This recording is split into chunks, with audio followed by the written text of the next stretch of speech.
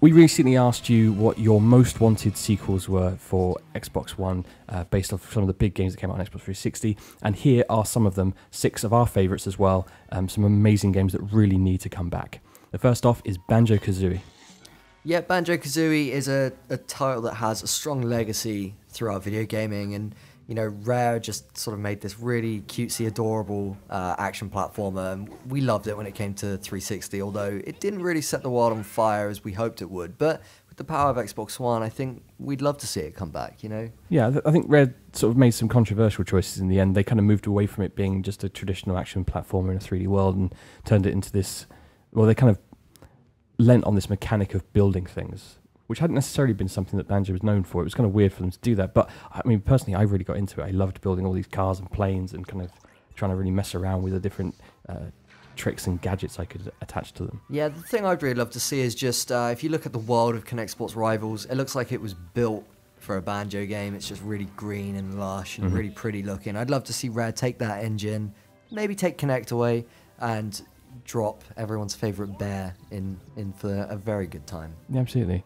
I'd definitely like to see them go back to a more traditional 3D platformer as well. I think, we've had Max was quite good fun as a 2D platformer. That really captured a lot of people's imaginations. And I think there's still that gap in the market. I don't really know that anyone's doing that anymore, which is kind of a shame. Xbox has always been traditionally not great for that. Another genre it's not traditionally been great for as well is sort of proper old school RPGs, and Lost Odyssey from Mistwalker, wasn't it? Yeah, Sakaguchi, who originally made Final Fantasy. Great, absolutely loved it. It was a big 3-disc epic on 360.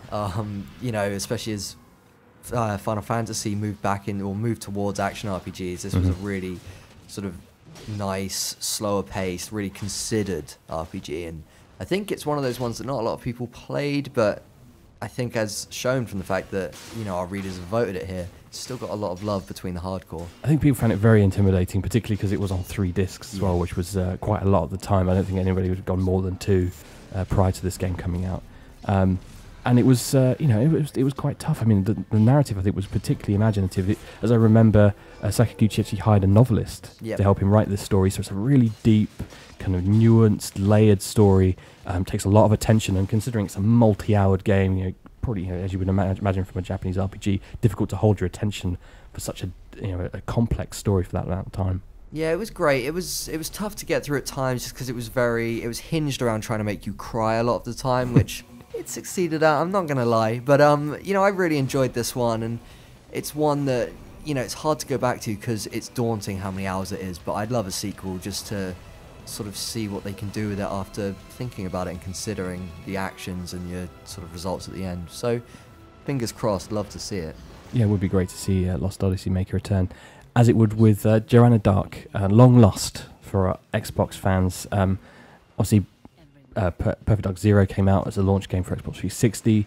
It got relatively mixed reviews. Certainly looking back over some of this footage, you can kind of see that it's a little ropey in the visuals department, but it had a lot going for it. And when it returned again as a digital download, a remake of the first N64 Perfect Dark, was very popular again. So I still feel there's a lot more for this character on Xbox. Yeah, I mean, Perfect Dark always struggled, especially on N64, because it was sort of in the shadow of GoldenEye, like, consistently. But it was great, it was a really strong multiplayer sci-fi FPS. And when it came out on 360, it was a launch day title.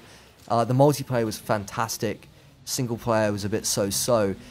I'd love to see maybe a FPS studio actually pick up the reins and do it properly. But you never know. Absolutely. I think one game we certainly don't want to see become an FPS is the Viva Pinata series. We've had Viva Pinata, we had Viva Pinata Trouble in Paradise.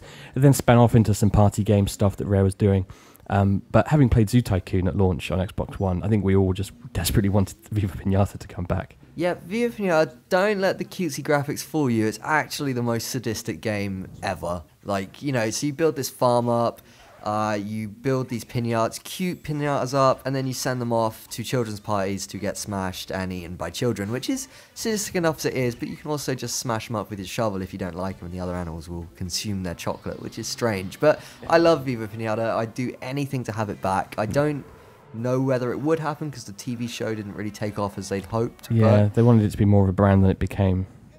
It'd be great to sit back. Zoo Tycoon did surprisingly well at launch, so fingers crossed, it could also work with Kinect if Rare are still pushing that. So there's probably a better chance of this coming back than Perfect Dark, to be honest, at this rate. But, it's possible, you know, we'd love to see it. It's great. We don't get enough of these sorts of games, and there's certainly not enough games you can sit down and play with your kids. So, yeah, I mean, it'd be wicked to see it back. I really love it. Yeah, and just like Zoo Tycoon on Xbox One, these games always had that hidden depth. There was the resource management, that kind of chasing after the next pinata to try and attract it into your garden was always a tough challenge. I mean, well, Halo Wars. I mean, how has this not had a sequel already? Seriously, it's Halo for probably crying out because loud. the studio's gone. That's true.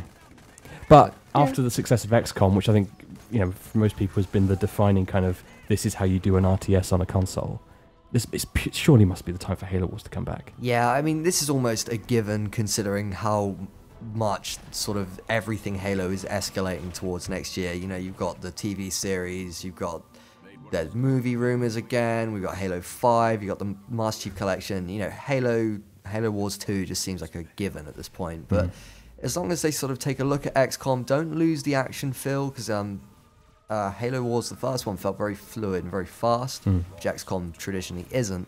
But if they can take the controls of XCOM, mix it with that action RTS feel, and just go wild with it, I think, you know, everyone would be very, very happy with the results. Yeah, I mean, certainly for me, I think one of the reasons why I was slightly disappointed with Spartan Assault was that it didn't even live up to what Halo Wars has achieved, which is such a shame.